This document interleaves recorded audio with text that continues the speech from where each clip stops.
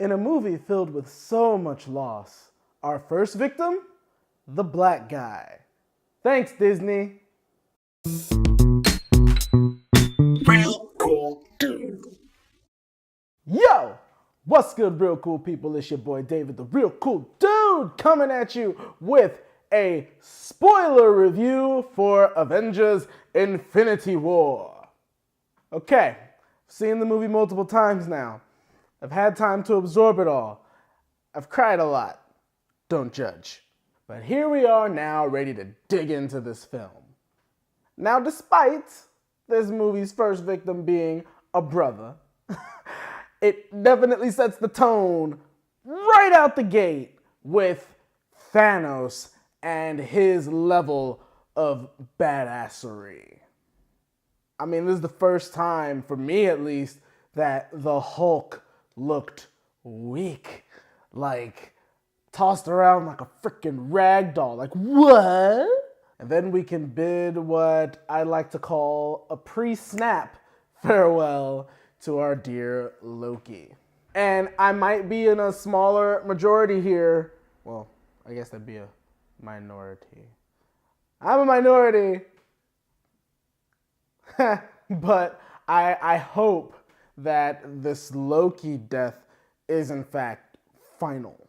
The reason I even say final is because, as we're going to get to, with the loss that we suffer at the end of this movie, I'm positive that we haven't seen the last of those that went into ash. Of course, we get more character development with Stark. We see that he's ready to have kids. And I'm hoping that's because of his interaction with Peter Parker, and he realized he has this nurturing side of himself that is very much like his father, but very much not like his father, whereas Stark's dad didn't really have much real compassion for him. Stark clearly cares about Peter Parker, and I love seeing the dynamic between the two of them. I love that once ish hits the fan in New York, our friendly neighborhood SpiderMan shows up in his wonderful, witty, youthful banter.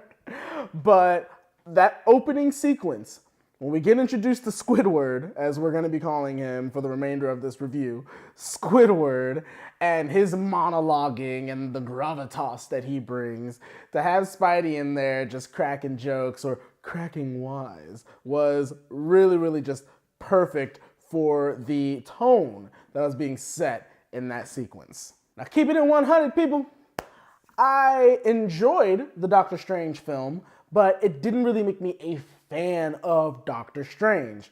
But this film made me a fan of the character Doctor Strange. And it was really cool because after he becomes this wizard, as he is so called in this film, he seemed almost not as humanized, but of course, someone like Stark coming into the picture definitely brings out your inner humanity, for better or for worse. And I liked seeing that and the banter that they had back and forth between Stark and Doctor Strange from start to finish throughout this film. And then off to space we go. And boom!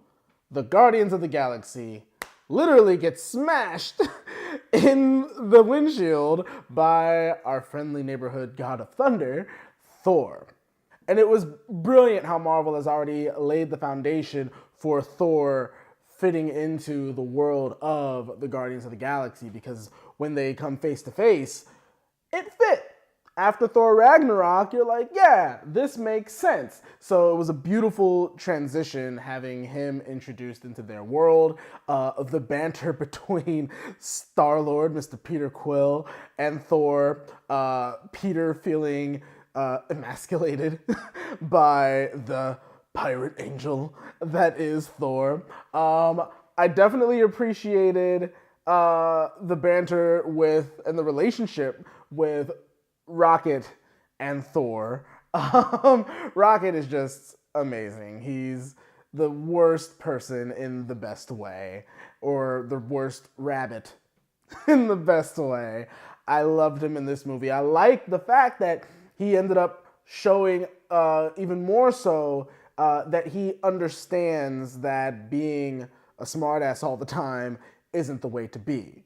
We get that in the moment where he has the dialogue with Thor in their separate pod, and Thor starts, talking about the trials that he's been through. We get to see that really beautiful, emotional moment out of Thor. Credit to Chris Hemsworth for bringing the tears. Thor brought us and went from lightning to water. They don't mix, but in this sequence, they worked really well together. So kudos to Chris Hemsworth and Bradley Cooper for bringing their A game to that moment. Now we're going to take a little trip here because I've heard a lot of people talk about how some characters seemed out of character or underpowered for the sake of moving the plot along. And I kind of get that with Scarlet Witch. We've seen how completely just powerful she is. So why she need Black Widow's help? I mean, I get it. Black Widow got the kung fu skills on lock, but I didn't quite see why Scarlet Witch just couldn't take those two people out on her own. But of course, as we stated earlier, for the sake of story, she was overwhelmed, and we get the awesome entrance of Captain America, Mr. Steve Rogers, back in the mix. Beard, longer hair, the star ripped out of his chest. It was awesome. A nice way to get him back in the mix. Now, it was smart to wound Vision during the sequences they had in Scotland, because obviously his power is ridiculous as well. And I like that they showed, even with Tony Stark's that big ray that he shoots and Vision using the stone, those weapons were ineffective against these new villainous characters. So on that note, I think they were really smart in how they handled weakening one of the strongest Avengers. It was dope to see Red Skull banished on this distant world, and I think it was interesting to see how he was still in search of Infinity Stones, despite the fact that all this crap happened to him and he gets banished on this world. It's interesting that he happened to get banished on a world that had another Infinity Stone. But anyway, it was cool to see him again. Now let's talk about the loss of our dear Gamora. This scene, it telegraphed itself a little too much. Because anytime you get someone monologuing like that, you know crap's about to hit the fan. But what made it was the animators and Josh Brolin's performance with the anguish Thanos was feeling about making his decision. Everyone is praising the writing of Thanos' character, and I have to agree. Thanos, such a layered character, and in that moment, seeing how devastated the thought of what he had to do, knowing that he wasn't gonna not kill her, all the feels, the tears, the Thanos tears. Okay, let's talk Wakanda, baby.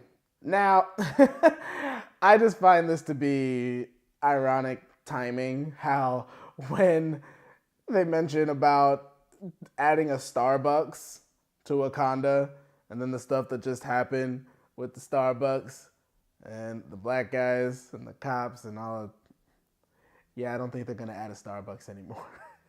And of course, the dopeness of Shuri showing how brilliant she is and how she's probably smarter than both Banner and Stark.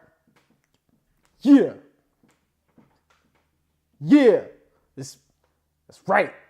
That whole Wakanda battle sequence, I loved it so much. And of course, it was dope seeing Cap and Black Panther just speed demon it in front of the whole army and leaping in. I love it when you see two heroes in whatever kind of movie when they're kind of like fighting almost in sync with each other. And there was a couple moments like that between him and Cap, which is great given the established relationship that we have with those two characters.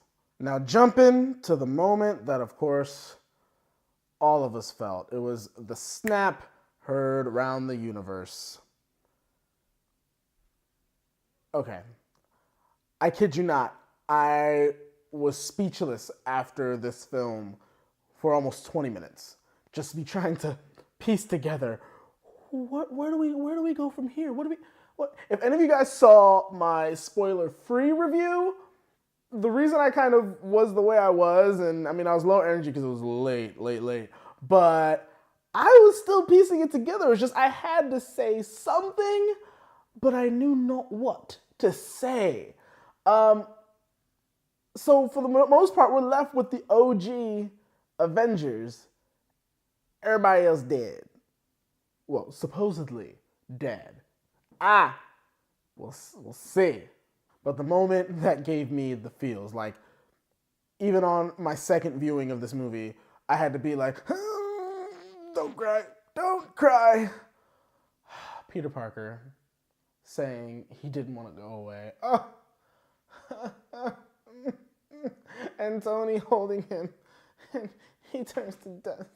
And he says, I can't, no. But then, of course, the gears started turning. Doctor Strange saw one reality in which they win. And he says as he turns to ash, this is the only way. So, we know if you stayed to watch that post-credit scene, Captain Marvel's going to play into, I guess, fixing it all? I don't know how. I honestly don't know much about Captain Marvel, so that's where I am right now.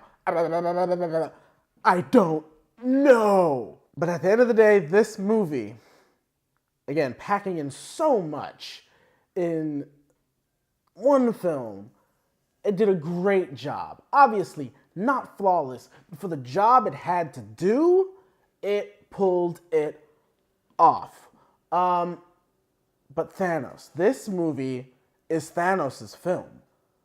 There's no arguing that. This is Thanos' movie. And I definitely want to talk more about Thanos. And I'm probably going to do another video just talking about Thanos because the fact that he felt like what he was doing was right, how he was bringing balance to the universe. And every time he described it, saying how the universe is finite, its resources are finite, but all these creatures and beings are squandering the resources. And the fact that he lived through it himself and he realized that if people had done what he had said, brutal as it may seem, it might have worked. And the fact that he's done it to other worlds and it worked, you're kind of like, I mean, there's got to be a better way to do this, but I kind of see where you're coming from. I mean, it was almost like how I felt with Killmonger in Black Panther. I get you, yeah, reparations, bruh, but let's not slaughter all the non-chocolate people in the world. Let's not do that. It's something about when you have a villain that you empathize with that makes him all the more powerful. And no, I don't just mean in like the big, buff, powerful sense. I mean in regards to how he connects with the audience.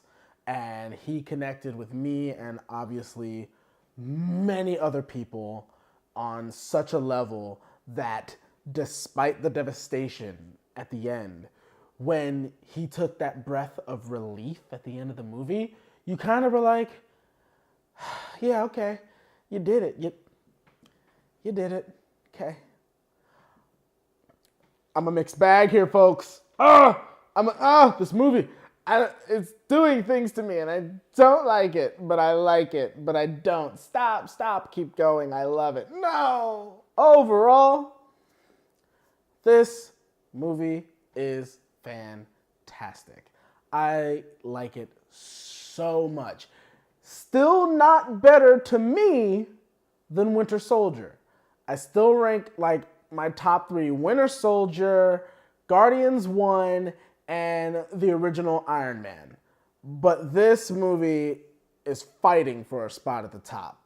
I can't wait for the next one.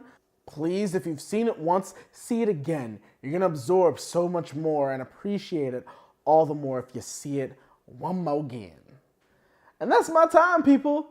Thank you so much for watching. Hopefully you enjoyed the review. If you did, be sure to hit that like button. And of course, if you like all the chocolatey goodness, be sure to hit that subscribe button. You can also follow me on social media at Real Cool Dude, REEL Cool Dude. Y'all know the deal. You can find me at Real Cool Dude on Facebook, Instagram, and Twitter. As usual, you guys are wonderful. Until next time, it's your boy David, the Real Cool Dude. Keep it real.